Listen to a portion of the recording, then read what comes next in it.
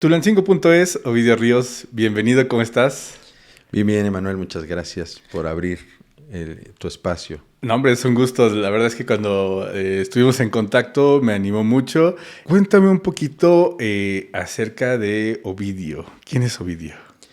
Ovidio fue un poeta que nació en el año 43 antes de Cristo. Eso lo descubrí en un libro cuando tenía como 6, 7 años. Eh, yo nací en el 1979 aquí en Tulancingo Hidalgo. Los compañeros de la primaria, también estudié en el Plancarte, se burlaban de mi nombre. Y para mí era un fastidio, ¿no? Mi nombre completo es Luis Ovidio. Y en algún momento le pregunté a mi madre por qué me pusiste Ovidio. Y me dijo porque así se llamaba mi papá, ¿no? Yo no lo conocí. A mi abuelo Ovidio lo mataron cuando ella tenía año y medio de edad. Vivían en Monclova, en Coahuila. Y mi abuela tiene que emigrar a la Ciudad de México con todos sus hijos. Entonces mi madre creció con la idea de que su primer hijo se iba a llamar Ovidio, ¿no? Mi papá se llama José Luis, entonces de ahí el Luis y el Ovidio, ¿no? La mezcla. Estudié en el Plancarte, ahí se burlaban de mí y entonces pues, la primera reacción al bullying pues era soltar trancazos, ¿no? La primera y en algún momento un sacerdote me dijo, bueno, pues es que no saben quién fue Ovidio. Y dije, claro, pues fue mi abuelo, ¿no? Y me dice, ahí hay libros de Ovidio. Y dije, ah, caramba, mi abuelo escribía libros. Y entonces empecé a hojearlo y lo primero que decía era, en el arte de amar, decía, Ovidio fue amado por las mujeres de su época. Y dije, ah, caramba, esto me interesa, ¿no? Y de ahí, pues empecé a leer accidentalmente, ¿no? Como de fragmentos de libros. No leía yo los libros completos, sino por lo menos fragmentos, por lo menos la solapa, la contraportada. Y, y pues yo podía presumir o podría crear una ficción a través de eso poquito que había leído, ¿no? Por ejemplo, hablábamos de los Reyes Magos hace rato, ¿no? Entonces yo le contaba a mis amigos que yo era amigo de los Reyes Magos, ¿no? Y que yo sabía que les habían traído y todo eso, pero nada más era como un poco de cálculo, ¿no? De observación para poder adivinar, hasta que un amigo me dijo, eres un mentiroso, yo sé quiénes son los Reyes Magos, ¿no? Y así descubrí yo quiénes eran, ¿no? Este, y pues crecí acá en Tulancingo, estudié en la escuela Lezama, después en la Prepa 2, estuve un año en la Albert Einstein. Para mí la escuela siempre fue un rollo, siempre fue complicada. Y ya después me fui a vivir a la Ciudad de México, estudié creación literaria en la UACM y pues nada, soy editor. Tengo una editorial que se llama Fa Editorial. Fa Editorial. Cuéntame un poquito acerca de esa faceta primero, ¿no? ¿Qué es Fa Editorial como edición de libros? ¿Haces todo el proceso? ¿Imprimes? Todo. Muchas veces desde la idea, ¿no? El primer libro que edité fue porque una amiga en el taller de Estela Leñero escribíamos obras de teatro y ella era directora de casting, o es directora de casting diocesa. Y ella me dijo, yo tengo un libro que me gustaría publicar. Y yo conocí a David Holguín del Milagro, de Ediciones El Milagro, y yo le decía, bueno, puede ser con El Milagro, porque ellos publican libros sobre teatro. Me dice, no, porque me piden que le ponga fotos, me piden que haga esto y no me dan mucho control sobre la edición. Entonces yo quiero pagarle a alguien que sepa editar un libro. Y pues yo he visto que tú haces revistas, ¿no? Yo había hecho La Grieta, un fanzine en la Preparatoria 2. Y después trabajé en un call center, hicimos una revista que se llamó Ad Libitum. Y después yo hice otra revista que se llamó SIG. Entonces ella conoció la revista de SIG, donde por ejemplo participaba Bruno Bichir, Alberto Chimal, Rodrigo Solís, había como varias plumas importantes. Este, y pues ella me contrata para hacer ese libro. Y ese libro fue creciendo, ¿no? Primero tenía ella como la idea de, son consejos para actores, ¿no? Entonces le pregunté, ¿cuál es la lista de correos? ¿Qué cantidad de actores tú puedes contactar? Me dice, tengo 5,000 actores. Le digo, entonces no saquemos 100 libros, ¿no? Le digo, podemos sacar 10,000 ejemplares. Y de ahí, ella me dijo, bueno, pues, dije, pues yo no tengo un sello editorial, puedo hacer el trabajo, pero no tengo un sello y podemos, decirle a tu jefe de OCESA que, que pongan el sello de OCESA y que ellos lo vendan o lo regalen, o ellos sabrán, ¿no? Ellos pagan todo, se acabó. Yo entregué una cotización, me llevaron a la oficina del señor Compeán, ahí en el hipódromo, y no sé, yo tendría 25, 26 años, y ese fue el primer libro que edité, ¿no? De repente es impresionante entrar a una oficina en lunes por la mañana, donde están cepillando la pista de caballos, y ves una foto del señor Compeán con, no sé, con Michael Jackson, por ejemplo, o con Bono. Tenía una pared así de fotos y pues ese fue el primer libro que hice, ¿no? Entonces de repente dije, bueno, aquí hay una posibilidad de sobrevivencia, porque justo escribir, siempre tuve la cosquilla de escribir, de crear historias, era muy bueno con las mentiras, pero dije, de esto no se vive, ¿no? O sea, lo que gana un escritor económicamente es muy poco.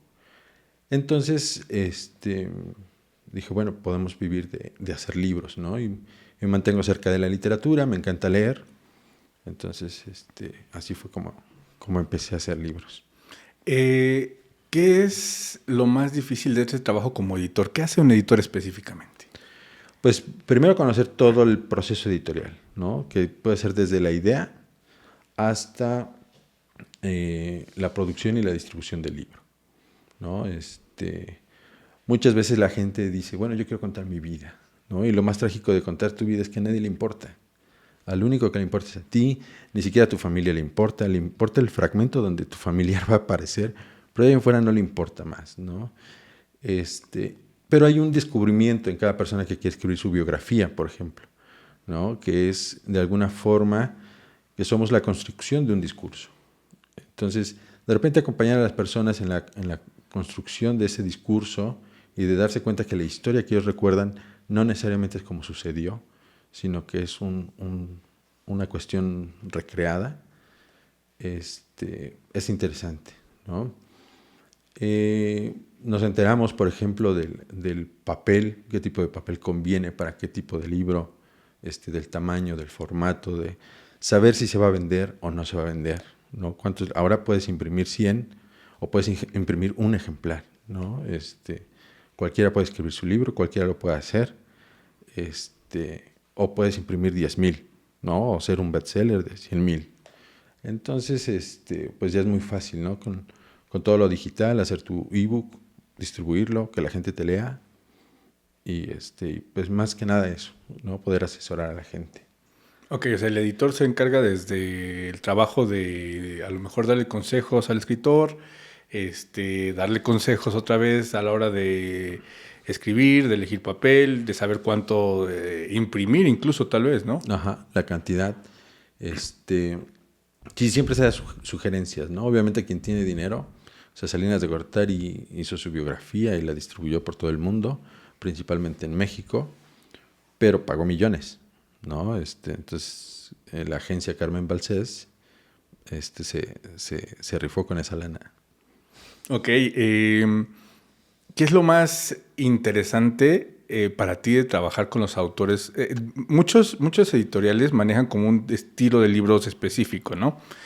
¿Tú tienes esa política o eres abierto a todo? No, justo lo que busco son libros para que se publiquen dentro del sello de FAC, son libros que tienen una propuesta estética, principalmente. Y mi único filtro es que lo primero es que yo lo leo, si provoca algo en mí, lo comparto con 3 amigos escritores que funcionan como dictaminadores y ellos son los que me dan sus comentarios. Una vez que me dan sus comentarios, entonces vemos si se va a publicar, si no se va a publicar y principalmente eso, ¿no? Pero siempre es una sorpresa. Por ejemplo, el primer libro que publicamos es Señales de Vida, de Adrián Chávez. Fue en 2015, 2014 más o menos. Y actualmente él ya está publicado con Random House, con Penguin. ¿no? Entonces, le ha ido muy bien, le va muy bien en TikTok, hace videos sobre lenguaje incluyente y sobre El tecito. los test, exacto. Su primer libro lo hizo contigo. Sí, sí, sí. Oye, qué bien. Sí. ¿Y cómo fue esa experiencia? Porque, a ver, o sea, ¿fue antes o después del TikTok? No, mucho antes, mucho antes. Adrián tenía 25 años y había terminado él esa novela como a los 20 años, 21 años. Yo lo conocí a él en el taller de Alberto Chimal y no éramos amigos, me caía un poco, era un poco complicado porque era muy, muy duro con la crítica a los compañeros y cuando él llevaba cuentos, no, yo sentía, pues tus cuentos no tienen mucho, ¿no?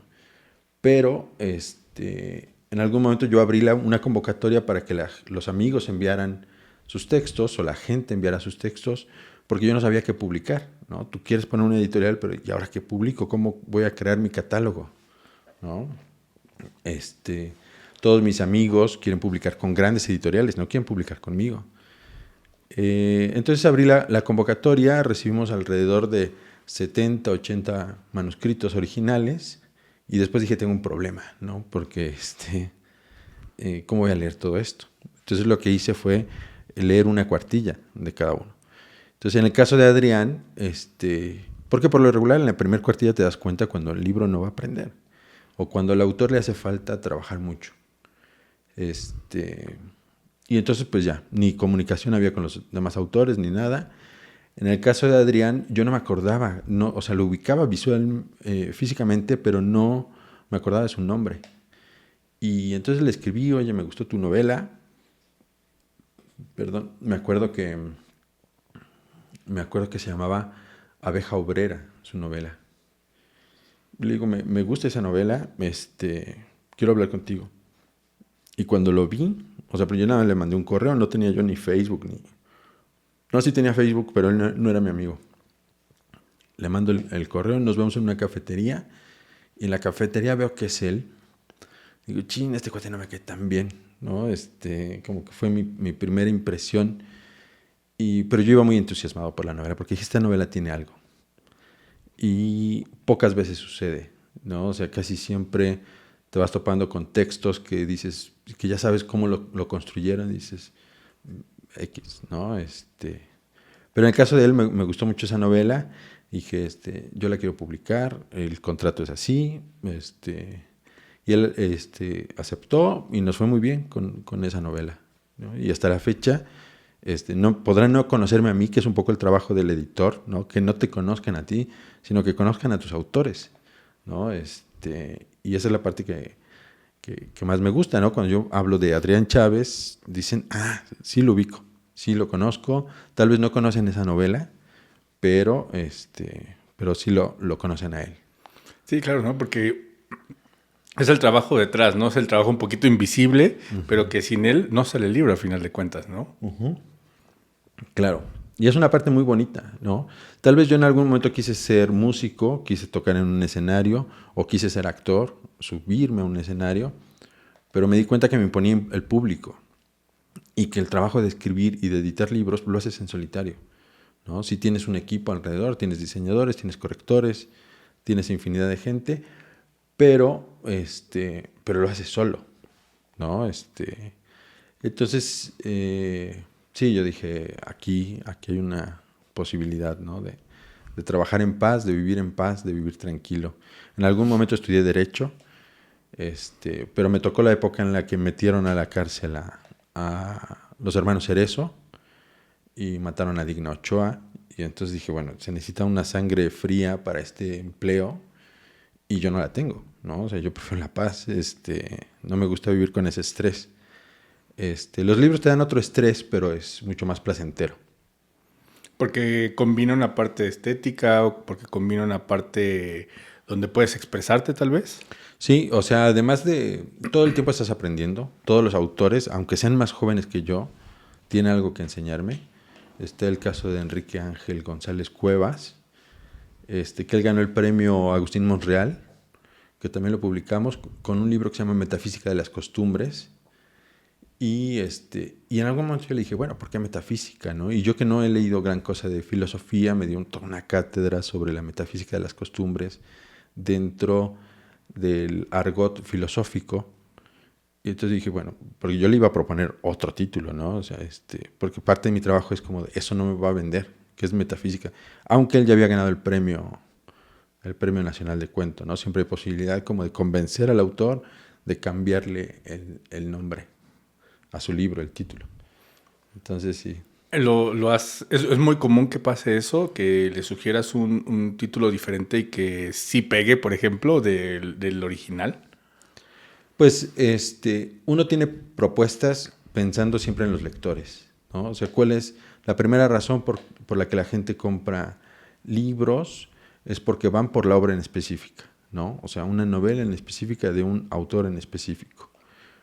La segunda razón es la portada, ¿no? O sea, el diseño de portada es la segunda razón. La gente no sabe nada del autor, no sabe nada del género, no sabe nada de nada, pero si la portada les gustó, lo van a comprar. Y la tercera razón es el título, ¿no? Entonces, el título, ¿qué tanto poder puede generar, ¿no? Obviamente dentro de la literatura en específico, que es a lo que más me dedico, dentro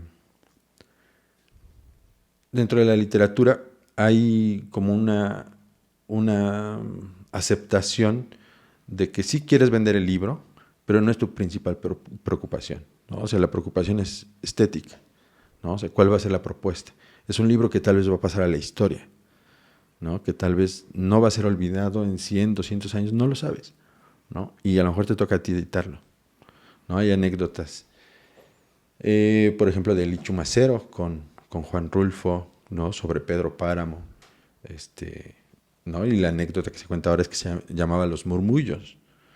Entonces, ahora es una historia muy conocida, pero pasa con prácticamente toda la literatura. ¿Cómo le pones un nombre, ¿no? Para alguien que esté interesado en escribir, ¿qué recomendaciones les das para un título que sea bueno, tanto para la parte estética como para la parte comercial? Hay un secreto que me lo dio un amigo poeta que ya falleció, Marco Fons, que me decía, pon un elemento de la Peirón, ¿no? O sea, pon agua, fuego, tierra, aire. Esos elementos son importantes. Que lo lleve, tú identifica tu texto, qué relación tiene, y otra palabra, ¿no? Entonces, de repente, es el caso de mi libro, ¿no? Que se llama Historial del Fuego, mi libro de cuentos. Así es como llegué a ese título. Pero no funciona para todos los libros, ¿no? De repente cada libro te habla distinto, ¿no? Por ejemplo, cuando te dicen todos los hombres son iguales o todas las mujeres son iguales, pues es completamente falso, ¿no? O sea, todas las relaciones son completamente distintas, aunque sean hermanas gemelas, ¿no? O sea, digo, nunca he salido con las hermanas gemelas, pero si fuera el caso, podría ser, para mí es completamente distinto, ¿no? Entonces, justo hay que encontrar de qué manera te está hablando el texto, ¿no? Las ideas del autor, cómo está pasando todo ese proceso. Cuando ya llegan con un texto terminado. Ok. Eh, Además de estos elementos que ya nos dijiste, ¿qué más cuenta para que un libro se venda? Tú como profesional de la edición, ¿no? ¿Qué has visto en los libros que ya has... ¿Cuál es el tiraje que más has hecho de un libro? Bueno, acá yo siempre hago de 1000 ejemplares. Aquel libro de Ocesa salieron, no recuerdo bien, pero tal vez fueron 10,000 ejemplares, porque la autora tenía una lista de 5,000 correos, ¿no? Entonces, obviamente no lo iban a comprar todos, pero de esos 5,000, con que lo compren 1,000, ya sale para pagar la impresión de 10,000 ejemplares, ¿no? Entonces, por lo menos ahí ya no estás perdiendo dinero. Y obviamente la publicación de un libro pues siempre va a tener, si tiene los canales adecuados, siempre va a traer más lectores. Yo siempre imprimo 1,000 ejemplares por cuestiones de economía, de saber, pero por ejemplo la UNAM o la Ibero están imprimiendo 300 ejemplares de los títulos que hacen ahora, ¿no? Porque ya saben que prácticamente se van a ir a las librerías y de ahí a las bibliotecas y pocos son las personas que lo van a comprar. Entonces, pues de repente puede ser apostarle, ¿no? Apostarle la idea, apostarle a cómo vas a tocar a esa persona que no conoces, ¿no? es algo muy complicado, ¿no? Es muy de larga distancia, porque siempre quien lo compra es tu familia, tus amigos, pero esa persona desconocida es como ¿por qué voy a comprar este libro? ¿No? Entonces, siempre platico con los autores como de cuál ha sido tu experiencia lectora, ¿no? De qué forma tú te relacionas con lo que tú haces, ¿no? Ya sea cuentos, novelas, poesía, ¿no? ¿Cómo es que decides comprar un libro? Y ahí es por donde vamos buscando. Además de ese trabajo como editor, das también talleres. ¿Cuáles son los talleres que das actualmente? Doy un taller de historias los martes de 7 a 9 de la noche, es virtual. Es un formato principalmente para las personas que quieren escribir una obra de teatro, que quieren escribir un cuento, una novela o un guión de cine, ¿no? Pareciera que son formatos completamente distintos, pero tienen una semilla que es el contar una historia, ¿no? Tú puedes contar una historia en una sola frase, ¿no? Como aquella de Augusto Monterroso, cuando despertó el dinosaurio todavía estaba allí. Es una sola frase y te lo pasan como un cuento y se acabó. O como el Ulises de Joyce, ¿no? Que son prácticamente mil páginas. 1000 páginas que suceden en un solo día. Pues es la misma semilla, ¿no? O sea, puede ser minificción, puede ser cuento, puede ser novela, puede ser obra de teatro. Y leemos textos teóricos, se leen textos de los participantes y escuchamos principalmente a los participantes, ¿no? Sus opiniones acerca de la obra y se dan sugerencias. Ok, ¿cómo es corregir a alguien que está escribiendo y que siente que es una muy buena obra, pero que es buena obra para él, pero a lo mejor tú como editor le puedes dar un buen consejo? Claro, siempre tenemos, bueno, mi premisa es que yo no tengo la razón, ¿no? Soy un poco como de esos maestros que van más a aprender de los participantes y nunca sé con qué me voy a topar, ¿no? Nunca sé si va a llegar alguien con un plagio de ChatGPT, un texto creado por la inteligencia artificial. Nunca sé si van a tomar una obra reconocida de un autor nada más para ponerme a prueba si yo lo he leído, porque piensan que hemos leído todo y obviamente no hemos leído todo. Entonces, siempre hay que encontrar como el motivo del texto, cuál es el tema. Piensas en el tema y piensas en la forma de presentarlo, ¿no? Muchas veces creemos que la anécdota es lo más importante para contar, pero muchas veces esa anécdota está contando otra cosa.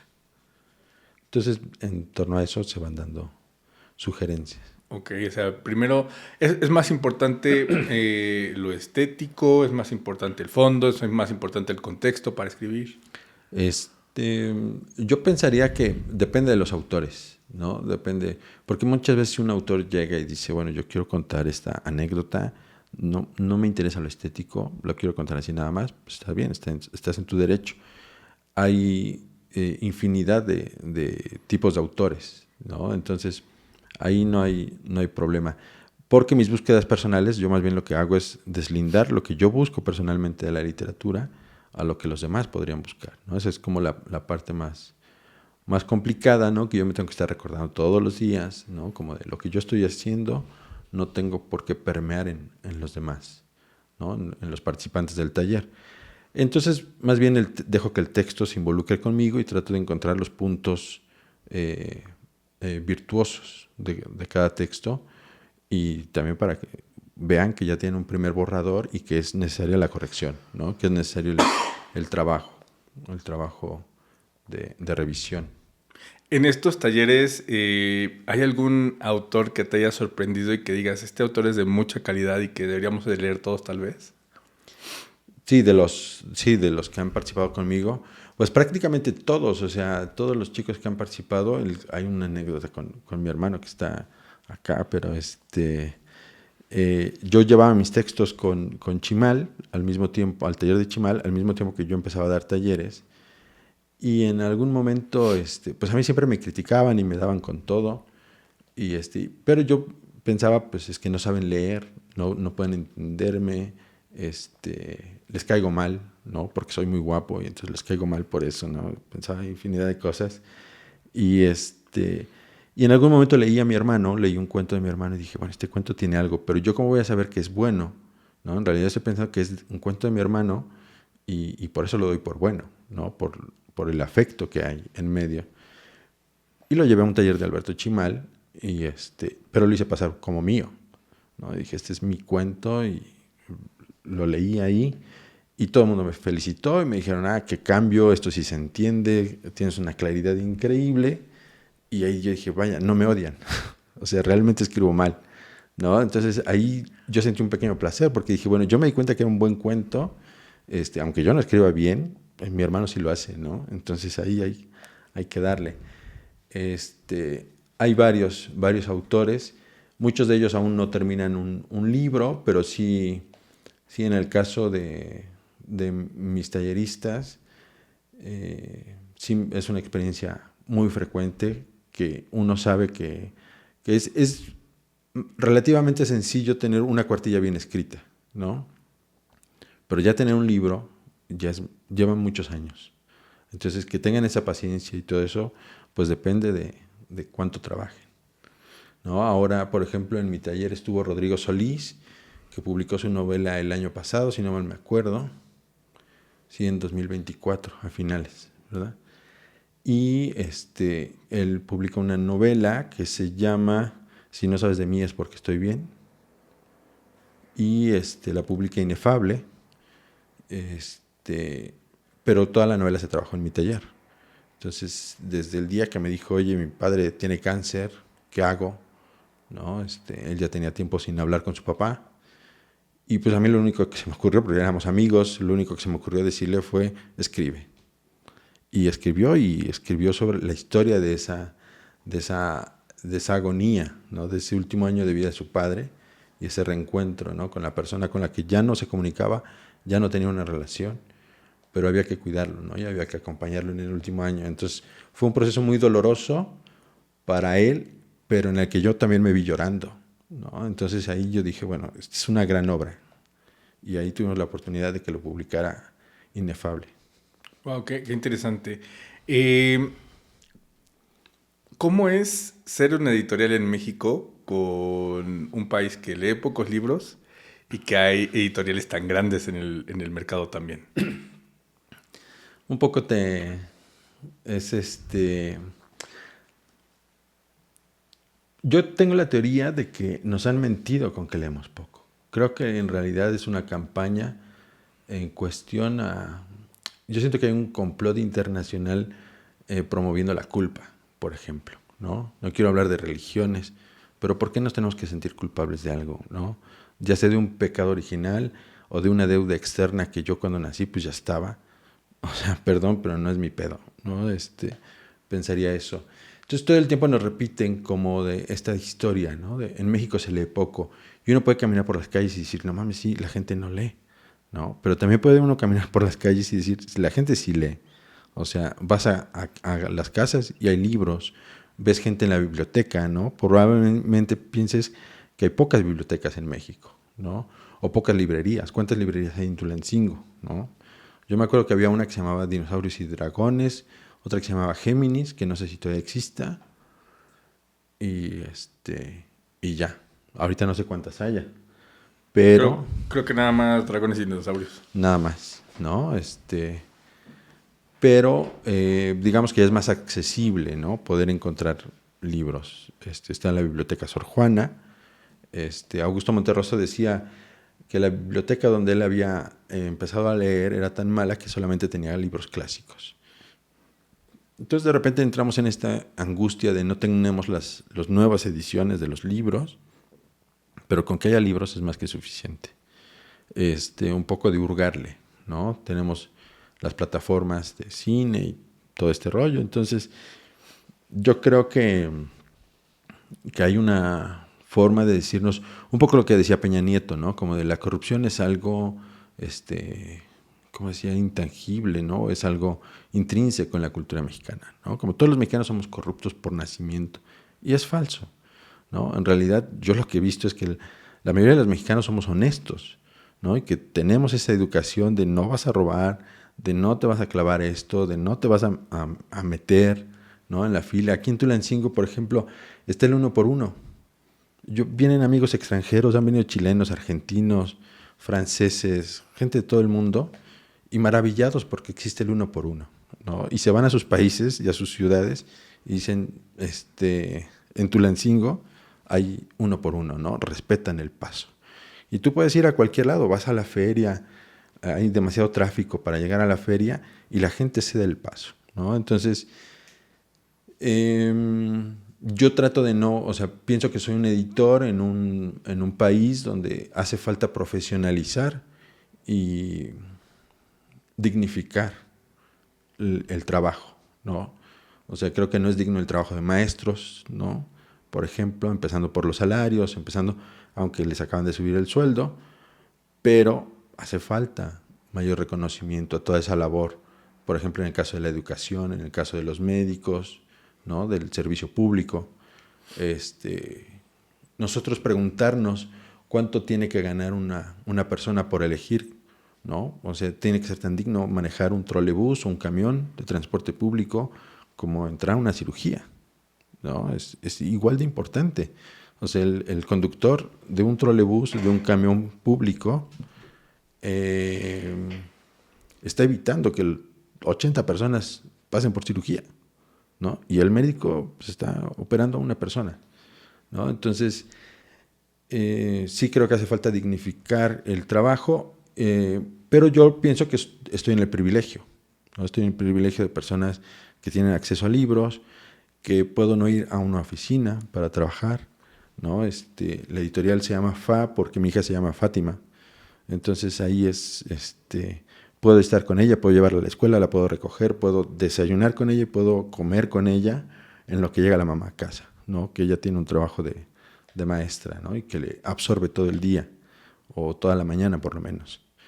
Entonces sí pienso que estoy dentro del privilegio, pienso que es un trabajo placentero conocer a personas que les gusta leer, por ejemplo, que les encanta expresarse, compartir sus ideas. Creo que es uno de los actos más generosos que pueda haber, puedas compartir tus ideas, porque también yo ahí decía, cuando yo empecé a escribir, yo dije, soy muy pendejo, ¿no? O sea, mis ideas no carburan, ¿no? Necesito leer tal libro para esta idea que empecé acá, entonces me ponía yo a leer el otro libro, ¿no? Y poco a poco, ese ejercicio de escritura, te vas dando cuenta que hace falta un ejercicio de honestidad para poder terminar un texto, por ejemplo, ¿no? Y yo convivo todo el tiempo con ese tipo de personas, ¿no? Que si no han sido honestas, pues se enfrentan conmigo, porque ahí es donde yo digo, bueno, acá hace falta leer esto, hace falta revisar esto, hay que trabajar esto otro, ¿no? No nada más es escribir por la vanidad de publicar y de obtener reconocimiento inmediato, ¿no? Porque hay esa falsa idea. Actualmente tenemos el Spotify, donde tú puedes pagar para subir tus canciones, ¿no? Pero hace falta que alguien te escuche, ¿no? Tenemos el TikTok, por ejemplo, donde tú fácilmente puedes subir tus videos, pero ¿qué vas a decir? O sea, ¿qué vas a compartir en esos videos? No nada más es hacer videos por hacer, ¿no? Entonces sí creo que estoy en un lugar de privilegio y que hace falta profesionalizar. Sí, ¿no? Y en ese proceso, tú como editor, ¿cómo percibes, por ejemplo, el cambio? Porque yo siento que, como bien mencionas, o sea, que es mentira que hay muy pocos lectores en México. Yo también siento que ahora como que cada vez está un poquito más regresando esa tradición de leer y sobre todo de leer en físico, que hace unos años con los libros en Kindle y toda esta efervescencia de los medios digitales, de los libros digitales, decían que el libro físico se iba a acabar y parece que la tendencia es al revés. De unos años para acá se están vendiendo mucho más libros físicos. Claro. Claro, incluso durante la pandemia, por ejemplo, varias editoriales, ediciones Era, Almadía y Sexto Piso lanzaron una campaña, ¿no? Porque ellos decían que había menos lectores, pero en Argentina fue todo un boom. Si no puedes salir de casa, si tienes que estar adentro, pues te pones a leer, ¿no? La cuestión es cómo enfrentas esas situaciones sociales, ¿no? Acá tenemos una particularidad, por ejemplo, de tener el 50% de población en extrema pobreza, y pues ¿cómo le vas a pedir que lea? Y cómo además le vas a hacer sentir culpable, ¿no? Y cuando esa persona pobre ve que Diego Fernández de Ceballos dice o recita versos de Quevedo o fragmentos del Quijote, tú dices, pues yo no quiero ser como él, no me interesa leer ni a Quevedo ni a Cervantes, si ese corrupto va a estar recitándolos, ¿no? Entonces, yo pienso que más bien es poder compartir, poder tener un espacio para compartir ideas y para compartir experiencias, ¿no? ¿Cuáles son los problemas? Antes, por ejemplo, yo soy hijo de comerciantes. ¿Cuándo un hijo de un comerciante iba a poder desde terminar una carrera universitaria a dedicarse al mundo de los libros, por ejemplo, ¿no? De repente uno parecía que estaba destinado al mundo de las fábricas, a ser empleado toda la vida, y de repente dices, no, o sea, puedo dedicarme a otra cosa, puedo aprender otros oficios y puedo hacer otras cosas. Y eso viene también de justo, ¿no? De la imaginación que a lo mejor tenías a través de la lectura, ¿no? Claro. Sí, de la imaginación y de la pereza, ¿no? Por ir a un empleo. Sí, también me imagino. Ahorita mencionaste acerca de tu hija. ¿Qué consideras que tiene que hacer una familia, sobre todo que no tiene una tradición tan de lectura, para que sus hijos sí tengan ese hábito? Bueno, yo pienso que no hay problema si no quieren leer, ¿no? O sea, si no tienen tiempo, no hay rollo. Buscar, siempre creo que es importante buscar la forma de expresarse, ¿no? Puede ser a través de la pintura, puede ser de otras formas, ¿no? Cuando empiezas a leer, sí encuentras un placer completamente particular, pero creo que como padre no le puedes exigir algo que a tu hijo que tú no haces, ¿no? Por ejemplo, de repente para nosotros era importante que nuestra hija patinara, que no le tuviera miedo a los patines, que tuviera equilibrio, ¿no? Por cuestión de salud, tanto mental como física, pero la mamá también se compró unos patines, ¿no? Era importante que la hija tocara el piano, ¿no? Entonces conseguimos un piano, pero el papá también se sienta a intentar digitar algunas notas, ¿no? No es nada más de tú tienes que hacerlo. Nos interesa que aprenda idiomas, pues vamos a aprender juntos, ¿no? O sea, yo tampoco sé, aunque tengo 40 y tantos años, tampoco sé tal idioma, pero podemos hacerlo, ¿no? Entonces, creo que es más bien el ejemplo, ¿no? De todo lo que queramos que nuestros hijos hagan, es poner el ejemplo. Y si no se nos ocurre leer, pues no importa, ¿no? En algún momento tal vez va a suceder o tal vez no suceda, ¿no? Pero no tenemos por qué sentirnos culpables por eso.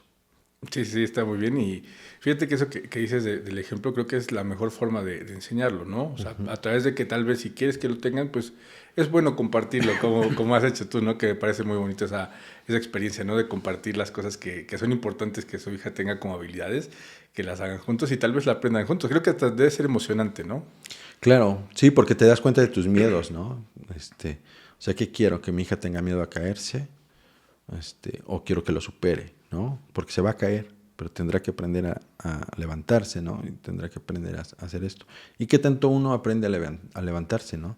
Te despiden de un empleo, ¿y qué tanto te da el bajón, ¿no? ¿Qué tanto te despiertas al otro día pensando? Esto lo aprendí de los amigos actores, ¿no? Trabajando con Bruno Bichir, con Estela Leñero, que termina su temporada de una obra de teatro y ellos están desempleados. Al otro día no saben cómo van a ganar dinero, aunque tengan ahorros, ¿no? Y aunque tengan el privilegio de una profesión hermosa. Pero no tarda ni una semana en ya tener otro proyecto, ¿no? Y en reinventarse.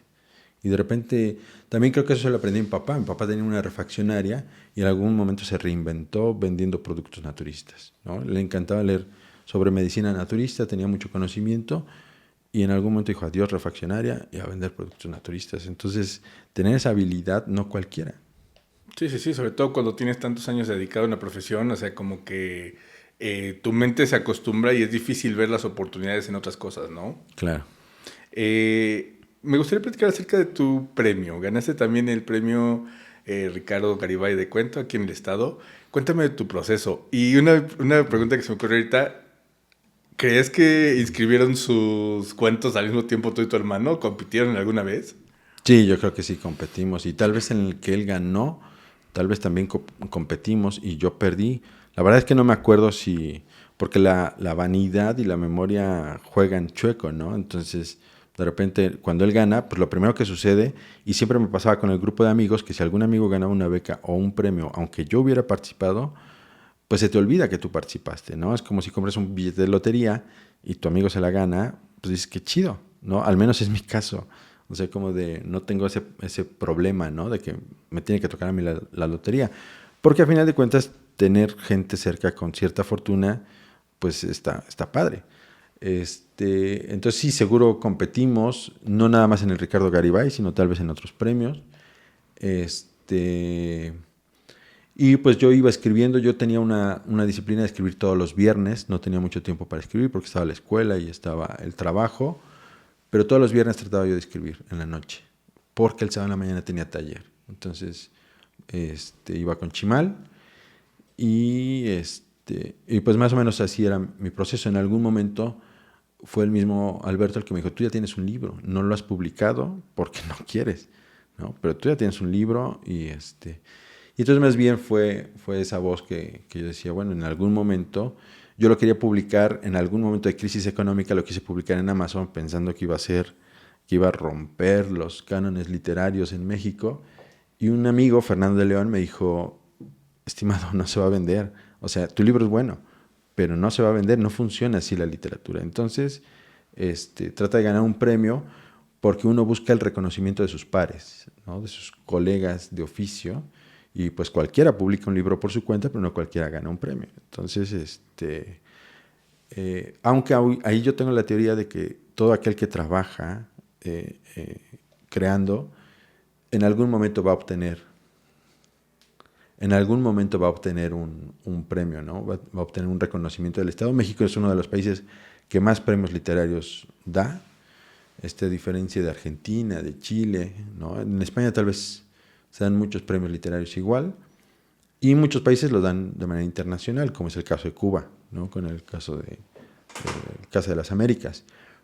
Pero, pero sí, entonces yo, pues digamos que tenía mi libro desde no sé cuándo, y que tal vez corregía muy de vez en cuando, siempre pensando en otras historias y esperando a ver en qué momento pega un premio, porque justo es la comunicación con los jurados, ¿no? Si al jurado no le gusta literatura fantástica y tú mandaste cuentos fantásticos, pues no vas a ganar. Si el jurado lo componen 3 mujeres y está de moda premiar mujeres, va a ganar una mujer, ¿no? Si, porque de repente así es como juega, como nos traiciona el subconsciente, ¿no? Si hay 3 jurados que les gusta la literatura realista, no, va a ganar ese tipo de literatura. Y no es que los otros libros estén mal, solamente empataron más con el jurado, ¿no? Ok, entonces tú tenías ese libro y coincidió, ¿no? En lo mejor que... ¿En qué año lo ganaste? En 2016. 2016. Sí. Y cuéntame un poquito de tu libro, o sea, ¿qué estructura lo compone? ¿Cuántos cuentos son? ¿Qué cuentos son? Ya no me acuerdo cuántos son, deben ser como 8 o 10, no me acuerdo, pero hay de todo un poco, es un libro un poco extraño.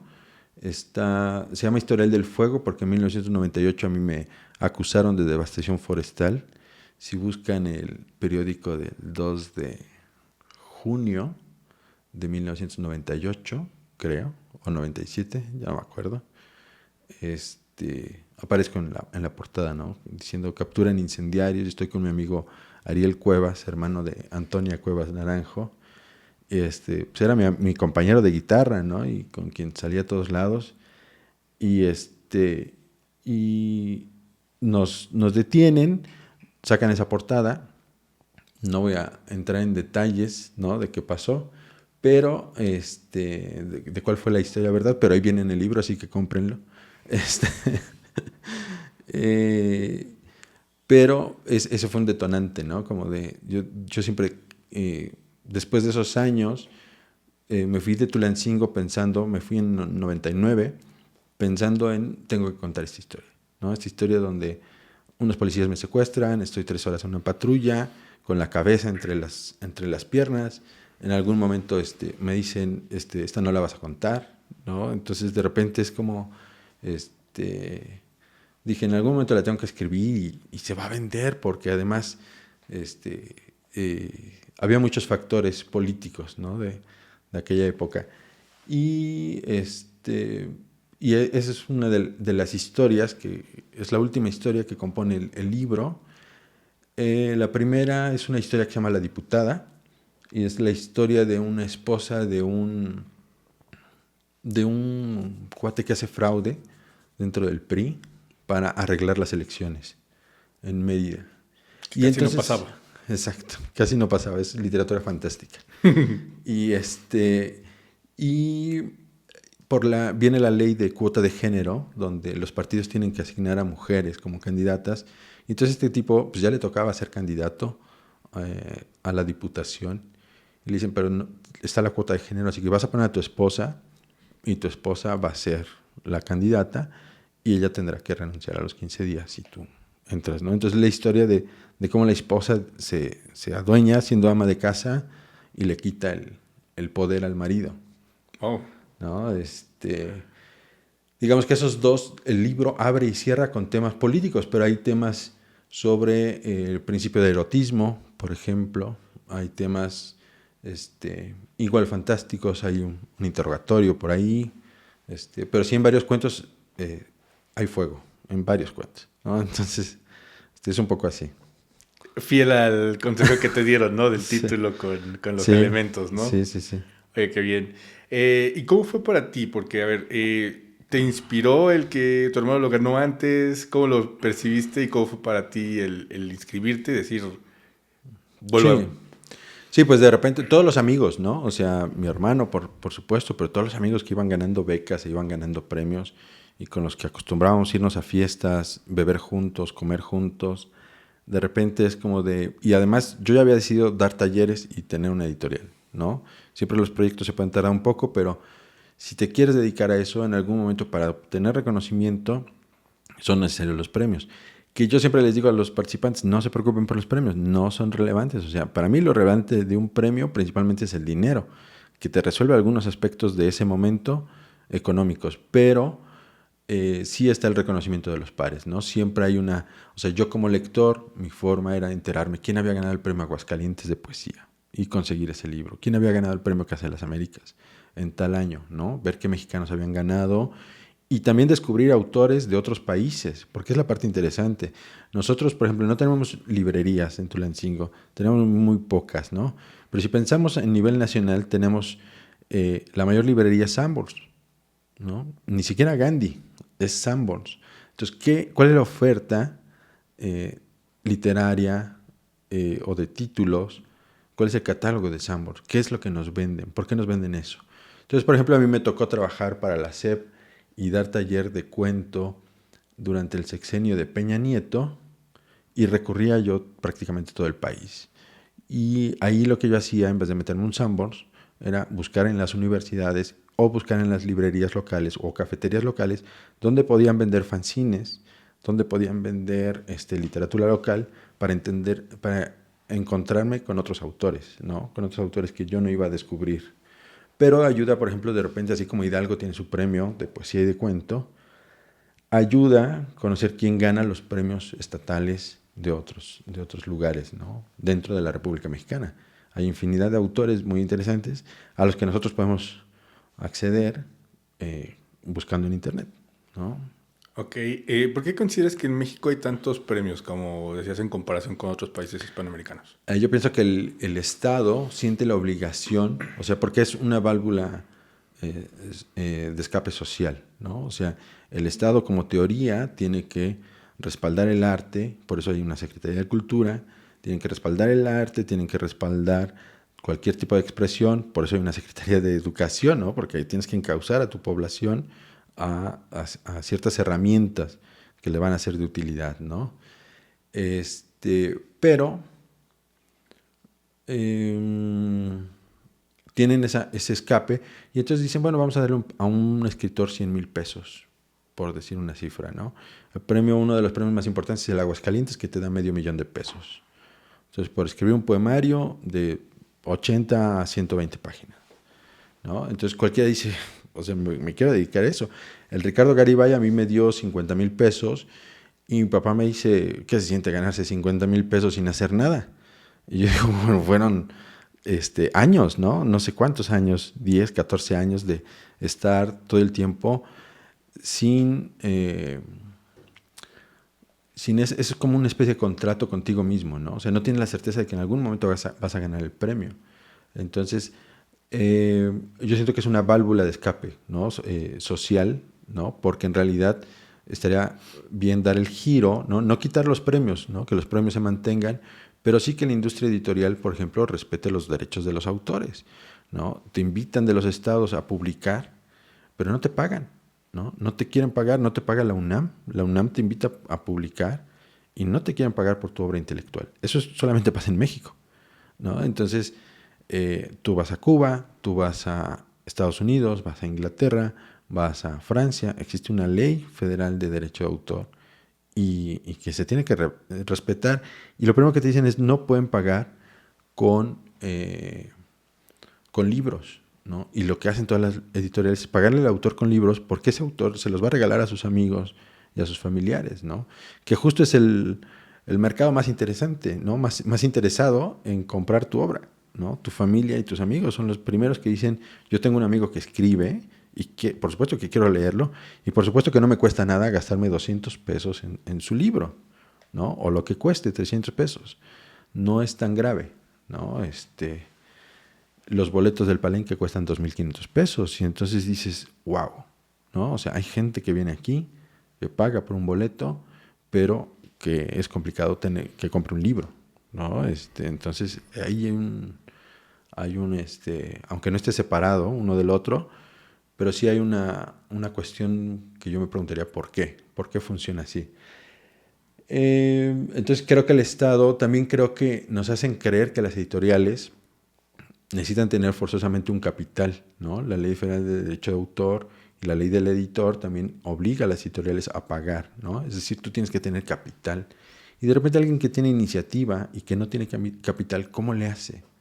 ¿No? ¿Cómo surgió, por ejemplo, Ediciones Era? ¿No? La historia de Era es súper interesante, ¿no? Personajes, grandes pensadores que ponen de su dinero y dicen, entre todos vamos a crear una editorial y vamos a darle forma, ¿no? Y hemos visto que el gran catálogo de Era es importante, ¿no? Es histórico. Ok. ¿Cómo cambió para ti tu forma de ver el mundo editorial, de escribir tal vez, y en tu vida personal al momento que ganas el premio, ¿no? Y como dices, no, te llevó 14 años ganar. Sí, pues es lindo que de repente, pues es como si te gradúas de la primaria, de la secundaria, para mí han sido logros importantísimos porque siempre se dudó de que yo pudiera hacerlo. Entonces, tanto de primaria, secundaria, prepa, ¿no? Ya fue una sorpresa que pudiera entrar a la universidad. Este, y de alguna manera, pues es que todo el tiempo te ven escribiendo, todo el tiempo te ven con tu computadora, con tus libros, y y entonces de repente ganar un premio es como de déjalo, ¿no? O sea, como si está escribiendo, si está haciendo algo, ¿no? Con los amigos igual, ¿no? Y también por parte de los funcionarios de la Secretaría de Cultura, ¿no? De repente es más probable que te inviten a participar en las ferias del libro, que te hagas un poquito más visible. La gente se entera que ganas un taller, un premio de cuento y se inscriben a tu taller por el simple hecho de que ganaste un premio de cuento, cuando en realidad yo digo, bueno, lean a los autores. Hay gente que se ha metido a mis talleres sin haberme leído. Y yo digo, bueno, lee mi cuento y a lo mejor mi libro, y a lo mejor te das cuenta que no es lo que tú estás buscando, que lo que yo he logrado hacer tal vez a ti no te interesa o te aburre y tal vez no te conviene mi taller, ¿no? Tal vez te conviene otros talleres. Porque yo justo así llegué a un taller. O sea, yo leí a Alberto Chimal en Gandhi, ¿no? Porque iba yo muchas veces no compraba yo los libros, sino que iba a las librerías y ahí, como si fuera biblioteca, ¿no? Y ahí leía a Chimal y dije, yo lo quiero conocer, ¿no? Y me enteré que era 9 años más grande que yo. Dije, no, o sea, es un autor que está vivo. Yo siempre relacionaba a todos los autores con que estaban muertos, ¿no? Yo decía, para ser escritor hay que morirse. Y no es así, ¿no? Este autor era mexicano, estaba vivo, era prácticamente de mi edad, pero tenía una obra que me gustaba más que la de Carlos Fuentes, por ejemplo, ¿no? Yo había leído, hay 2, 3 cuentos que se salvan de Carlos Fuentes, y obviamente estoy diciendo una barbaridad porque es un gran autor, pero Alberto me parecía con una propuesta, o me parece con una propuesta completamente distinta, completamente interesante. Y yo dije, no, yo soy de aquí, ¿no? Yo quiero conocerlo, quiero trabajar con él, y pues he tenido el placer y la fortuna de trabajar con él muchos años. ¿Y cómo influyó ese taller en ti? O sea, ¿cuál fue el cambio de Ovidio cuando llegaste al taller a Ovidio cuando saliste de ahí? Yo me creía el mejor escritor de Latinoamérica antes del taller de Chimal y, y cuando llegué a su taller y destrozaron mi historia y me di cuenta de todos los errores que tenía, y yo tenía de todo, tanto ortográficos como de puntuación, de todo había ahí. Y Alberto me dijo un día porfía, ¿no? Entonces yo fui al diccionario a buscar qué significaba porfía. Y dije, insiste, ¿no? Pues sí, tendré que insistir, ¿no? Entonces, y ahora, por ejemplo, que soy papá de una niña de 11 años, me doy cuenta que no hay otro camino más que el de insistir. O sea, los niños se caen para aprender a caminar, se van a caer infinidad de veces, pero insisten, ¿no? Tiene que ver con su naturaleza, pero van a insistir y van a aprender y lo van a lograr. No hace falta que camine a los 6 meses. Al momento que él tenga que caminar o que tenga que dejar el pañal, lo va a dejar. Y creo que uno como creador, yo de repente, por ejemplo, yo conocí a Alberto y conocí a Edgar Omar Avilés, que era un chico, un autor un año más joven que yo, y él ya tenía el Premio Nacional el Premio Bellas Artes, si no mal recuerdo, o lo ganó en los próximos años. Y entonces y ya tenía como 2, 3 libros él publicados, y yo le dije a Alberto, bueno, pues es que Edgar ya tiene muchos libros, ¿no? Y me dice, Juan Rulfo escribió 2. O sea, es el gran autor mexicano, ¿qué te preocupa? ¿No? Tú ponte a escribir y no sabes cuándo se va a publicar. Entonces, sí me dio mucha paz, me dio mucho norte. Sí he sentido que no tengo una presión, ¿no? Posiblemente la obra se conozca cuando uno muere, ¿no? Como a Kafka. No sabemos. Ok. Y en ese sentido, ya, ¿cómo fue para ti hubo gira, no hubo gira, en tu caso, por ejemplo? Me invitaron aquí a Tulancingo, vine a la Secretaría de Cultura, de aquí al Jardín del Arte. Fue un encuentro muy bonito, me encontré con una amiga de la primaria, a la que quiero mucho. Bueno, me encontré con 2, 3 amigas de la primaria. Y obviamente me han invitado a Pachuca, he estado en la Huasteca, se me fue el nombre, Huejutla, estoy en Huejutla, perdón, ustedes disculparán, y no me acuerdo, pero en Pachuca he estado varias veces. Ok. Más allá del premio, también me comentabas de otra faceta, que trabajaste en Bellas Artes. ¿Qué haces en Bellas Artes? En Bellas Artes entré porque ahí trabajaba Raquel Castro, esposa de Alberto Chimal, y en algún momento ella necesitaba un asistente. Y coincidimos en una presentación de un libro de Socorro Venegas. Y pues ellos ya me ubicaban, sabían que yo sabía de libros, sabía tratar a los autores. Y la chamba era esa, ¿no? Era la Coordinación Nacional de Literatura. Nos hacíamos cargo de la programación del Palacio de Bellas Artes y de la programación de los premios literarios a nivel nacional, como el Premio Aguascalientes, que yo tanto leía, como el Premio Juan Rulfo de novela, que me dice, pues ya no puedes participar en estos premios, pero te va a tocar coordinar y organizar a los jurados, ¿no? Entonces estar ahí, escuchar cómo debaten, todo eso, pues yo decía, y justo me acaban de rechazar de la Fundación para las Letras Mexicanas, y yo dije, pues sí, entro a esta chamba.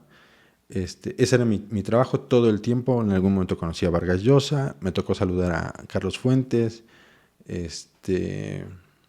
no sé, con Monsiváis, por ejemplo, con grandes autores, con José Emilio Pacheco, con Vicente Quirarte. El primer autor que saludé fue a Vicente Quirarte. Y de repente ver a un autor, por ejemplo, como Vicente Quirarte, yo iba caminando hacia la oficina y él iba cargando sus libros. Y era el doctor Vicente Quirarte, ¿no? Y yo decía, bueno, esa va a ser mi vida, ¿no? Yo voy a tener 60 años y voy a llegar aquí cargando mis libros porque quiero presentar mi libro, ¿no? Y era atender a los autores que querían presentarse en el Palacio de Bellas Artes o en cualquier espacio de la Coordinación Nacional de Literatura. ¿Qué se hace en ese espacio? Se presentan libros, se programan conferencias, ¿no? En algún momento se había invitado, el invitado de honor fue Derek Walcott, un año antes de que yo entrara a trabajar ahí a Bellas Artes, que había sido Premio Nobel de Literatura en el 92, después de Octavio Paz, fue el siguiente Premio Nobel. Entonces, y te enteras de todos los chismes, ¿no? O sea, que si tal autor fue infiel, por ejemplo, ¿no? Y todavía Coldplay no daba conciertos, pero te enterabas de todo. Pero principalmente era eso, ¿no? Como cuáles son los debates actuales de la literatura, ¿no? Conocer a los autores jóvenes. Teníamos un ciclo que se llamaba Nuevas Voces de la Literatura Mexicana, y era interesante, pues te pones a investigar quiénes están ganando premios, becas, y les pagas por venir a leer a Bellas Artes. En 10 minutos se les pagaba 2,500 pesos y se les daba hospedaje y alimentación, ¿no? Y era, hazlo sentir que lo importantes que son, ¿no? Entonces, esa parte era, a mí me encantaba, porque era, el autor muchas veces se topaba con alguien que ya lo había leído. Entonces era como, mira, alguien me leyó. El mismo Ignacio Solares me dijo, él leyó tal novela. Le dijo a su esposa, ¿no? Yo en algún momento platicando con él, conocí a Oscar Chávez, por ejemplo, jamás me imaginé. Conocí a Luis Eduardo Aute, ¿no? Entonces platicar con él, por ejemplo, no en este plan de fan, de groupie, sino de, pues somos colegas, ¿no? Ellos no me conocían como autor a mí, me conocían como funcionario, pues me tocaba recibirlos, y Aute me decía, bueno, usted sabe mucho de literatura para ser funcionario. Entonces, tal vez ellos no se imaginaban que uno tenía que estar muy metido en las letras, ¿no? Sí, claro, ¿no? Porque al final de cuentas, pues eso yo creo que era parte del plus que aportabas en ese espacio, ¿no? Sí, yo espero, yo espero.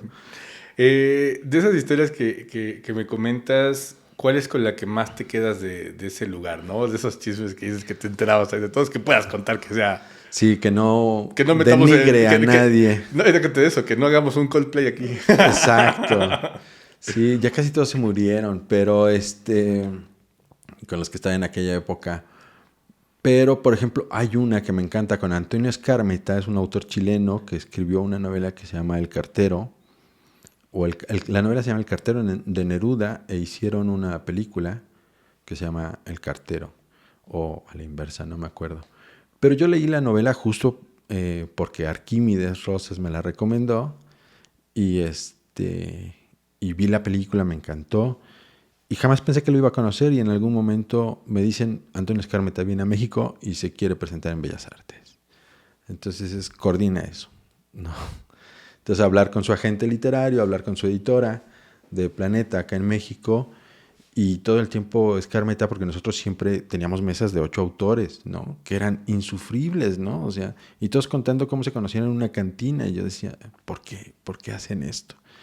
Eran 2 horas, ¿no? Los trabajadores sindicalizados del Palacio de Bellas Artes me decían, oye, nos importa nada lo que tenga que decir este autor, ¿no? O sea, mi esposa me espera a cenar.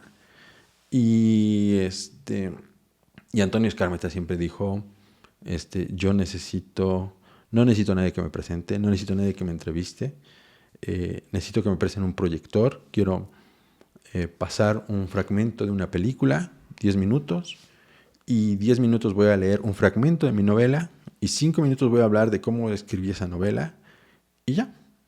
Y entonces yo dije, qué cosa tan rara. Todos los autores invitan a todos sus amigos a que respalden su trabajo, y este autor no quiere que nadie hable de él. A mí se me hizo muy raro, pero la presentación fue todo un éxito. O sea, llenó obviamente el Palacio de Bellas Artes, y estuvo como 3 horas firmando libros. Entonces, de todo ese impacto, ¿no? Y la gente agradece que seas breve. O sea, cuenta tu choro, dilo brevemente. Es domingo, él se presentó un domingo a las 12 del día. A las 12:30 él ya había terminado, ¿no? Ya había terminado de hacer su pequeño espectáculo, y listo, ¿no? La gente firmó libros muchas horas, como 3 horas en aquel momento. Y siempre ofrecen las editoriales un cóctel para los lectores, ¿no? Para que puedan tomar un poco de vino. Y el autor nunca bebe nada, ¿no? O sea, siempre está firmando libros y está trabajando. Entonces con Antonio Escármeta fue así. Me acuerdo de Hugo Iriart, que creo que ya no me tocó en la época en que yo trabajaba, pero yo ya sabía cómo era todo ese entramado y a Hugo Iriart le dieron la medalla Bellas Artes y él preparó un espectáculo de 1 hora y le llamo espectáculo porque a él le encanta el teatro y hizo mucho teatro y fue una lectura impresionante con Laura Almela, una selección creada para ese momento, que jamás se va a volver a repetir y que está grabado, ¿no? Está en el archivo del INBA, uno puede escribirles a la Coordinación Nacional de Literatura y te mandan el video, ¿no? Pero no es público, pero te lo pueden enviar y siempre y cuando no hagas negocio con él, lo puedes disfrutar, compartir con tus alumnos, por ejemplo, ese momento inolvidable al que muchas personas, por ejemplo, de Hidalgo, de Tulancingo, pues no pueden ir por cuestiones de tiempo, pero se puede acceder a ese momento histórico, ¿no? En algún momento estuvo, ¿quién más?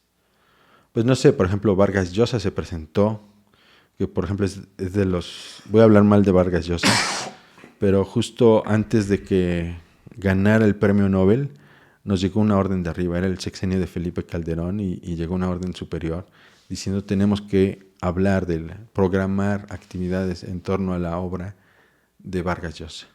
Y yo dije, qué raro, ¿no? Es peruano, vive en Madrid, ¿cuál es el rollo, no? Con Vargas Llosa, como por qué. Y se organizaron los empresarios de Monterrey para darle el premio Alfonso Reyes, que en aquella época daba 250,000 pesos, pues soltaron dinero y le dieron 750,000 pesos. Pero el día que le hablaron, que fue un rollo conseguir su teléfono, y era parte de mi chamba o del equipo con el que trabajaba, me acuerdo que dicen, bueno, pues Vargas Llosa acaba de ganar el Nobel, entonces pues ya no va a tomar la llamada, ¿no? Ya. Y me chismearon, no sé si qué tan cierto sea o qué tan apegado, pero dicen, bueno, pues que la esposa dijo, depositen el dinero, no vamos a ir a México, pero después se organizó toda una actividad para, para que él se presentara con una adaptación de Las Mil y Una Noches que él había hecho y él actuaba. Él tenía una fundación que se llamaba Vamos Perú, un poco parecido al Vamos México, pero acá promovía su trabajo literario con actrices tipo Televisa, tipo TV Azteca. Entonces venían actrices muy bellas a significar en la sala principal del Palacio de Bellas Artes, que nunca se abría para nadie. Por ejemplo, ahora, que es parte de lo que me gusta del cambio, se abre la sala principal de Bellas Artes para autores en lenguas indígenas, por ejemplo, ¿no? Y antes solamente estaba para ciertos tipos de autores que venían promovidos por un capital económico importante, como podía ser Random House, ¿no? Entonces, esa experiencia con Vargas Llosa también me hace un poco despegarme, ¿no? Porque yo sé que el éxito de un autor depende de qué tanto promueva su trabajo, como puede ser el de todos, pero qué tanto, ¿no? En algún momento me decían, bueno, yo escribí obras de teatro y me decía Estela Leñero, ya monta una obra, ¿no? Y yo le decía, pues no voy a montar una mía, o sea, yo quiero montar una de Darío Fo. O sea, ese teatro, esa obra sí me gusta. De las mías me gustaría que algún director la leyera y algún productor, y si les gusta, pues que ellos la monten, ¿no? Pero yo no voy a montar una obra mía, ¿no? Me gusta escribir teatro, pero no lo voy a hacer. Wow, o sea, ¿por qué esa determinación de no hacer una obra tuya? Creo que hay un punto ciego. Si algo me enseña el teatro es que el director de tu obra, los actores que participan en tu obra, aportan muchísimo a la historia. Y esa parte yo la disfruto increíblemente. Entonces creo que si yo me muero de ganas de yo dirigir un monólogo donde yo actúe, ¿no? Donde yo sea, no sé, Odín Dupeirón, o quiénes son los que hacen esas cosas, ¿no? Y que la gente me reconozca en la calle y me pida autógrafos, pero no, o sea, más bien es debatamos con las ideas, ¿no? O sea, es un poco igual ¿De qué forma podemos hacer crecer una idea colectiva, una idea común? Pero no es importante, no es tan importante lo que Ovidio tiene que decir, sino cómo Ovidio va a compartirlo, ¿no? Entonces, en algún momento, por ejemplo, pensar en la obra de Dario Fo, yo digo, bueno, ¿cuántos en México conocen la obra de Dario Fo? Además de que ganó el premio Nobel. O sea, es un parámetro, ¿no? Leer a los premios Nobel. O sea, empiezas a escribir, pues chútate los premios Nobel. Por algo fueron Nobel, ¿no? Y hay muchas decepciones, pero hay muchos aciertos, ¿no? A Vargas Llosa yo le podré criticar infinidad de cosas, pero es un gran autor. Entonces, habría que por lo menos leerlos, revisarlos, y sí creo que la posibilidad de que la historia crezca y de que sea colectiva, de que sea parte de la comunidad, creo que es lo que esperaría. Ok. Ahorita que mencionaste los Nobel y siguiendo por el filito de los premios, ¿qué crees que se necesita para que alguien llegue a ese punto de eso, ¿no? De a lo mejor de ir ganando sus premios hasta llegar a un Nobel. Bueno, por ejemplo, el caso de Han Kang, que es la más reciente, yo creo que fue un caso de los que a mí me gustan, ¿no? Como un caso extraño, a pesar de que ella estuviera publicada en Random House, ¿no? O sea, publicar en Random House, pues es también un parámetro, ¿no? También tienen su editor, ¿no? Aunque sea dinero transnacional y lo que tú quieras, o sea, tienen grandes editores y están buscando grandes obras, ¿no? Sí creo que es una sorpresa, por ejemplo, lo de Vargas Llosa, pues no fue una cuestión política, lo de Octavio Paz se sabe que también fue una cuestión política, ¿no? Carlos Salinas de Gortari promoviendo la imagen de México, ¿no? A pesar de tantas atrocidades económicas, pues lo que buscaban era maquillar la situación de México. Entonces creo que cualquiera, o sea, el requisito para ganar el premio Nobel es estar vivo y principalmente creo que es importante tener traducciones, por ejemplo, que te conozcan en otras lenguas. Creo que ahí la Academia Sueca, por ejemplo, hay una teoría de que el próximo premio Nobel de México va a ser Homero Aridgis, que es poeta, pero porque está traducido al sueco. Entonces dicen, es el único que tiene acceso de los mexicanos, porque ya tiene una traducción al sueco. Entonces no sé, por ejemplo, si Cristina Rivera Garza la tenga, si Alberto Chimal la tenga, si Juan Villoro la tenga, no sé, ¿no? Si ellos ya la tienen. Pero hay una teoría que yo escuché de un editor y dije, bueno, no está tan descabellado, ¿no? Entonces dije, bueno, voy a buscar que me traduzcan al sueco, ¿no? Si yo tengo que pagar mi edición, yo la pago, ¿no? No sé, pero sí creo que en algún momento, por lo menos cada 10 años, más o menos, uno se lleva una sorpresa con autores que no tienen estos acuerdos políticos y económicos, ¿no? Con empresas transnacionales. El caso de Alice Munro, por ejemplo, me parece igual una situación importante, ¿no? Que hayan reconocido su trabajo. Y a final de cuentas demuestra también que son autores que no están preocupados ya por el Nobel, ¿no? O sea, posiblemente la primera situación del Nobel sea olvidarte de eso, ¿no? Olvidarte que eso existe, seguir trabajando, tratar de conocer a los lectores, ¿no? De enterarte de qué tanto tu obra está repercutiendo en el lector. ¿Tú qué recomiendas leer para alguien que quiere escribir? Pues todo. Que justo la historia de cualquier lector, o sea, al menos mi historia como lector, es que iba yo leyendo de todo y a mí me sorprendió. Por ejemplo, estaba el caso de Carlos Cuauhtémoc Sánchez, que yo me sentía grande, pues había terminado un libro de principio a fin. Y para esto Carlos Cuauhtémoc Sánchez ha sido el autor más vendido en México, ¿no? Pero lo que vende es basura. Entonces, ¿y cómo es que vende tanto? Pues porque tiene nexos con directores de escuelas, ¿no? Y si hay un gran movimiento de manipulación es la educación, ¿no? En las escuelas, un maestro que no ha leído nada, que llegan y le dicen, te vamos a pagar el 10% de los libros que vendas aquí, pues claro que los vendo, ¿no? Aunque no me interese el tema, aunque no nada. Y ahí es, y un poco lo que yo vi en Bellas Artes es que, por ejemplo, me hablaban de muchas escuelas para decirme, ya nos aburrimos de leer a tal autor, no voy a decir su nombre, a tal autor queremos que nos propongan literatura nueva, ¿no? Entonces, Pues claro, hay muchísima literatura de autores vivos, de autores jóvenes, que les va a ayudar mucho el pago de regalías, ¿no? Muchas veces los autores compran sus libros para venderlos en las escuelas sin intermediarios, ¿no? Entonces esa parte es una forma de cómo puedes ganar dinero como autor. Quita el intermediario, tú encárgate de la venta directa y lo haces, ¿no? Este, y pues sí, así. Wow, qué interesante, sobre todo porque a veces no nos enteramos de esas historias, ¿no? Claro, Y sí influye, como dices, ¿no? En cómo para muchos, pues es el primer contacto con los libros y pues eso, no te atrapan, ¿no? claro. Cuestionar, por ejemplo, cómo viene la medicina que me estoy tomando, ¿no? El paracetamol, la penicilina, ¿cuál es su historia? ¿Cómo es que está en todas las farmacias? ¿No? ¿Quién dijo que sí a esto? Y te van a decir, bueno, es que hay científicos, ¿no? Sí, claro, pero ¿por qué? O sea, ¿qué tanto daño nos hace? Lo mismo pasa con la literatura, ¿no? ¿Cómo es que este libro, o sea, por qué la escuela está poniendo como lectura del año a tal autor, ¿no? ¿Y por qué los papás ni siquiera lo leen? O sea, yo tengo el orgullo de que, por ejemplo, en algún colegio, que no voy a decir su nombre, metí la novela de Señales de Vida de Adrián Chávez y un papá dijo, no, esta novela no la va a leer mi hijo porque yo ya la leí y es una novela deprimente y bla, bla, bla, y despotricó contra ella. Yo dije, bien, o sea, hizo su función esta novela, ¿no? Era un señor completamente clasista y era lo que le molestaba, ¿no? Que fuera la voz de un obrero hablando.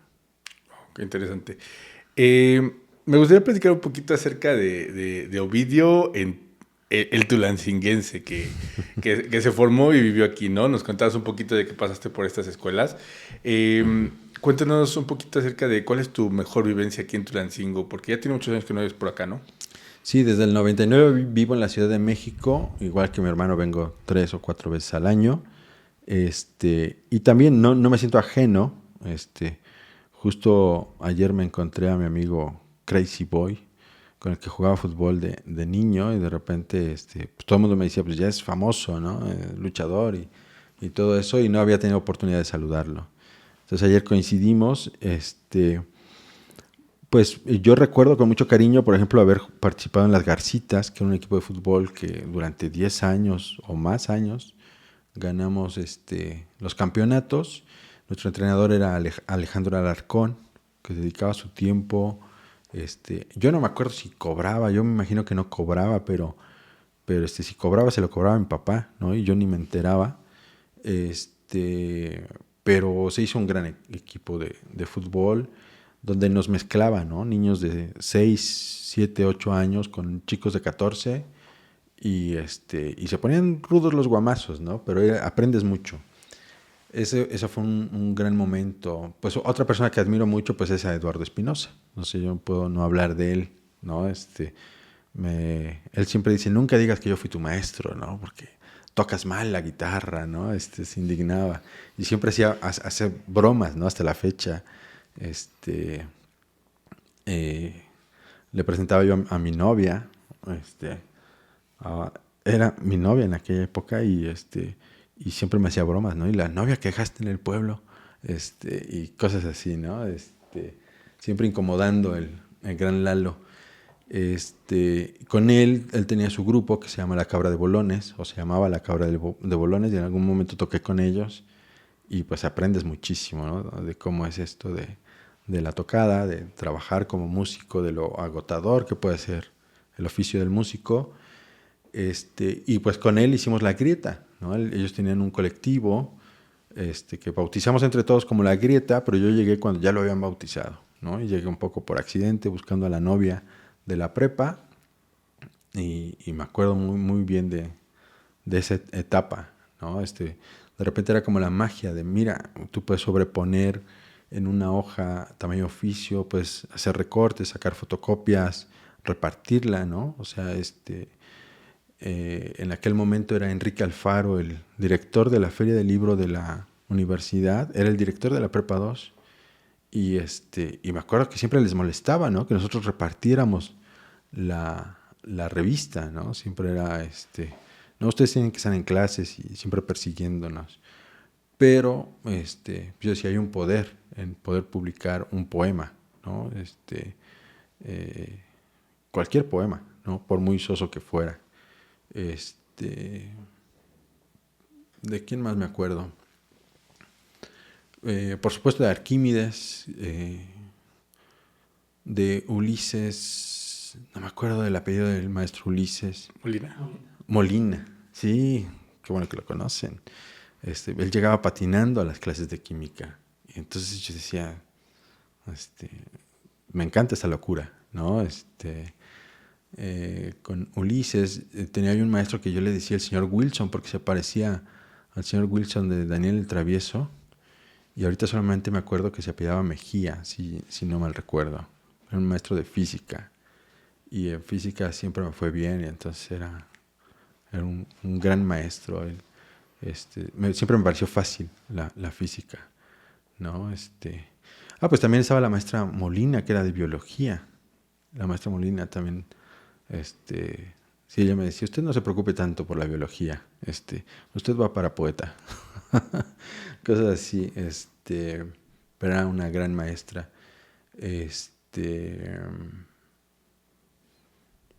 ¿Quién más? Pues me acuerdo del padre Gus, del padre Benito, ¿no? Yo incluso parte de mi historia oculta, que espero que nunca se escriba sobre mi vida, pero estábamos en un grupo de pandillas de Cristo, ¿no? Entonces, así se llamaba, Pandillas de Cristo, en Cristo Rey, ¿no? En Mimila, y nos dedicábamos a dar evangelización, ¿no? Entonces era hacer encuentros con adolescentes. Entonces ahí aprendes mucho desde lo enriquecedor que es leer la Biblia, ¿no? Hasta poder comunicarte con chicos de tu edad sobre ciertos temas, ¿no? Entonces, sí recuerdo. Ya después mi distancia con la religión fue prácticamente definitiva, hasta ahora, pero pero también me encantó esa etapa, ¿no? Era un momento de convivencia sin adultos, ¿no? Éramos puros jóvenes, debatiendo temas de la Biblia, donde también aprendíamos a fumar, por ejemplo, ¿no?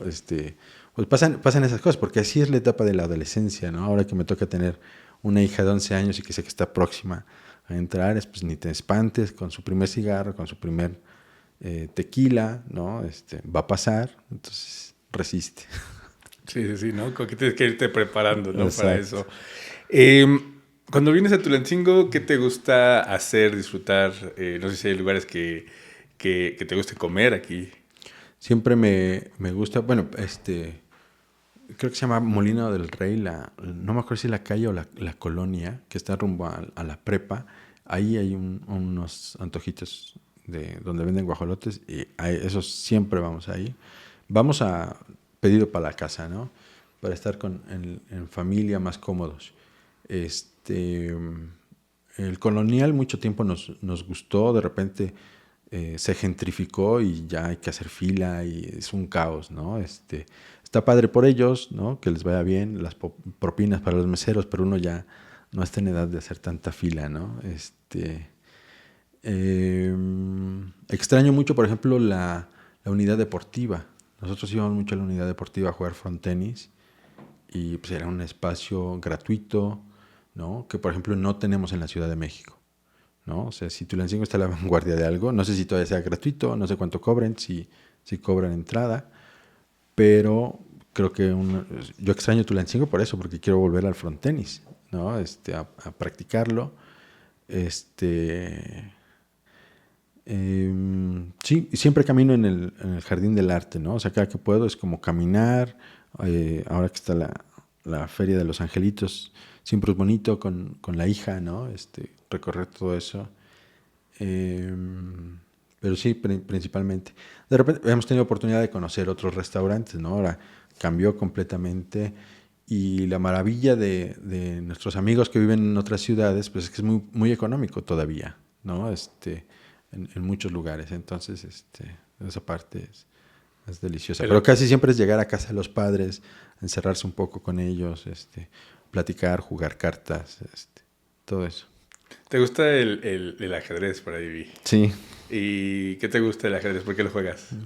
Bueno, mi papá nos enseñó cuando yo tenía como 6 años, tal vez más chicos, jugaba con mi hermano y a mi padre en algún momento le prohibieron jugar ajedrez porque soñaba con las jugadas, ¿no? Entonces, cuando yo aprendí a hacer a mover las piezas, todo ese rollo, pero no sabía yo tanto de táctica y de estrategia. Cuando viene la pandemia, contraté a un maestro de Cuba para que me diera clases, porque a mí lo que más me interesaba era aprender a dar clases, ¿no? Una cuestión es tú saber jugar y otra cuestión es tú poder dar clases, ¿no? Principalmente para darle clases a mi hija, porque tenemos esta política de no le vas a pedir que aprenda a jugar ajedrez si tú no le vas a enseñar. O sea, hay que enseñarle y hay que saber enseñarle.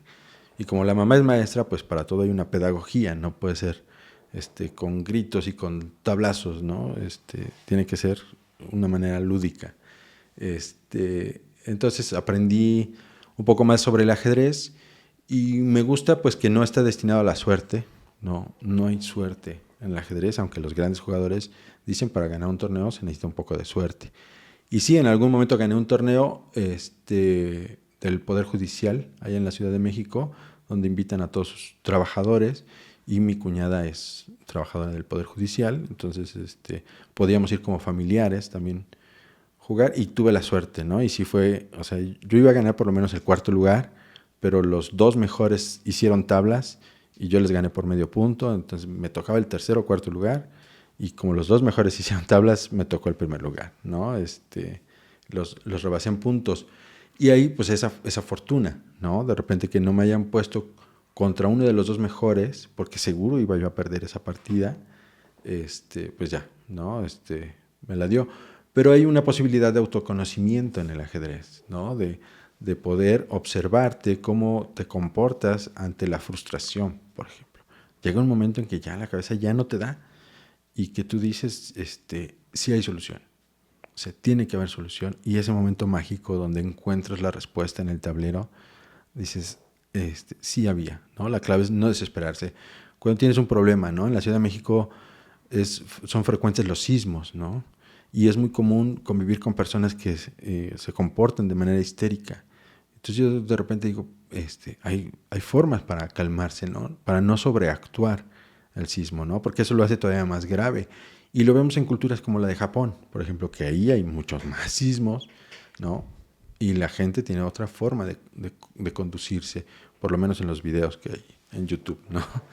Entonces sí creo que el ajedrez me ha dado esa posibilidad de conocerme, de conocer al rival. Me encanta muchas veces regalar la dama, ¿no? En alguna partida. Juego muchas partidas rápidas de 1 minuto, de 3 minutos, de 5 minutos. Y el rival cree que ya tiene la partida ganada cuando le diste la dama, ¿no? Y no se da cuenta del error que está cometiendo, porque al final de cuentas el objetivo es cazar al rey. Entonces me encanta ese momento donde el rival se confía, ¿no? Y ahí creo que incluso hago un poco de trampa, ¿no? Con mi hermano cuando jugaba éramos chicos y yo hacía un supuesto mal movimiento a propósito y decía, chin, ¿no? Cuando se supone que no puedes hablar en el ajedrez, ¿no?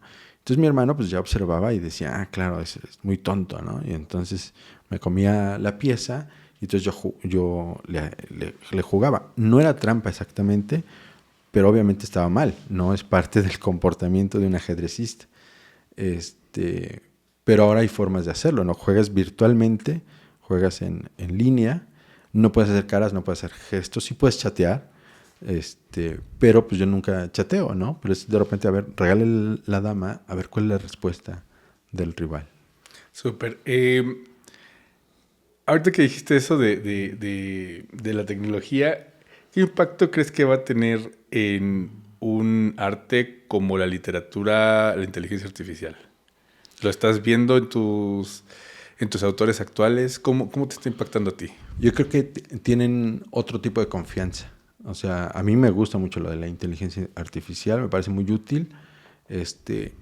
También es una parte donde no le puedes confiar absolutamente nada. Tú le preguntas a ChatGPT qué es un soneto y depende de lo que digan las páginas de internet, es lo que te va a responder, ¿no? Y muchas veces de las páginas de internet que tú consultas, ¿no? O sea, no es que tenga un conocimiento global automatizado ni nada de eso, sino tiene que ver con lo que tus referentes, ¿no? Entonces hay páginas que te dicen un soneto tiene 15 versos, ¿no? Y dices, a ver, esto no es cierto, ¿no? Porque ya conoces la teoría básica y dices, ¿cómo en algo tan simple se puede equivocar ChatGPT? Entonces por lo menos no te confías, ¿no? Hay gente que toma terapia con ChatGPT, ¿no? O sea, que le platican y hay casos de gente que se ha suicidado porque crean un personaje que les indica que se suiciden, ¿no? Y no entienden esta diferencia. Sí creo, yo sí lo he tomado muchas veces como juego, ¿no? O sea, como de, a ver, te voy a subir un cuento, quiero que me des tu opinión como si fueras un editor literario sobre esto y esto, ¿no? Y de repente te puedes sacar cosas que tú dices, a ver, esto no lo había visto, ¿no? Esto puede ser que sea interesante, ¿no? Pero es una forma inmediata de no quitarle el tiempo a los amigos. Nada más, porque para eso tienes un grupo de amigos escritores donde tú les puedes compartir tu texto.